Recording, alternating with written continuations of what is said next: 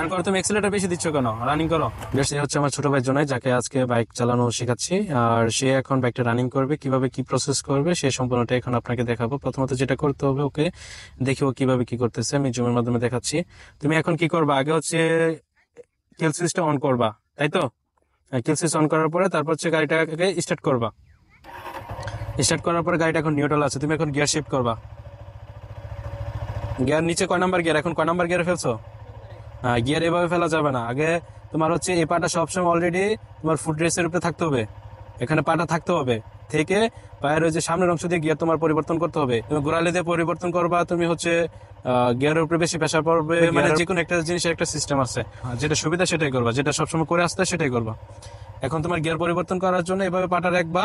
এই পাটা হচ্ছে এই ফুট রেসের উপরে অল টাইম থাকবে, আর হচ্ছে মাটিতে সাপোর্ট থাকবে তোমার হচ্ছে ডান পা দিয়ে। বা পা কখনো মাটিতে সাপোর্ট দেবে না। জ্যামের রাস্তায় যদি তুমি দাঁড়াও, গাড়ি স্লো করো, সেখানেও তুমি ডান পা দিয়ে সাপোর্ট রাখবো, বাম পা দিয়ে সাপোর্ট রাখবে না। বাম পা হচ্ছে ইমার্জেন্সি টাইমে যদি তুমি ডান পা ব্যালেন্স না রাখতে পারো, তখন তুমি বাম পা দিয়ে ব্যালেন্স করবা।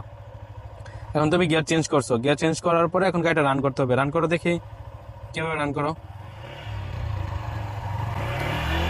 রান করো, তুমি এক্সেলেটার বেশি দিচ্ছ কেন? রানিং করো। দেখেন ও রানিং করতে পারতেছে, কিন্তু এক্সেলেশন আর হচ্ছে ক্লাসের কম্বিনেশনটা মিলাতে পারতেছে না। গাড়ি রান করতে পারতেছে, চালাইতে পারতেছে, আবার গাড়ি স্লো করতে পারতেছে, স্লো করে নিউট্রাল করে গাড়ি বন্ধ করতে পারতেছে। কিন্তু ওই যে রানিং ফার্স্ট স্টার্টিং দিয়ে ও কন্ট্রোল করতে পারতেছে না। স্টার্টিং ওর হচ্ছে সমস্যাটা।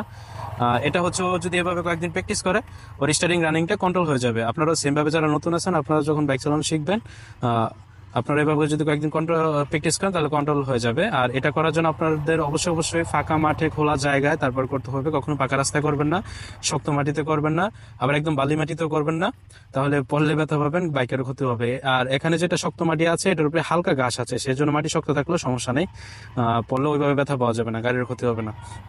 কিন্তু ও যখন গাড়িটা রানিং করছে, বা আজকে যতটুকু শিখেছি এর মাধ্যমে গাড়িটা রানিং করতে পারছে, কিন্তু ওর গাড়ি একবারও পরে নাই। কারণ হচ্ছে ওর একটা হচ্ছে নিজের কনফিডেন্স, আর হচ্ছে গিয়ে নিজের একটু আগ্রহ থাকতে হবে। সবকিছু হেলায় বা হচ্ছে সহজে নর্মালি নিলে হয় না।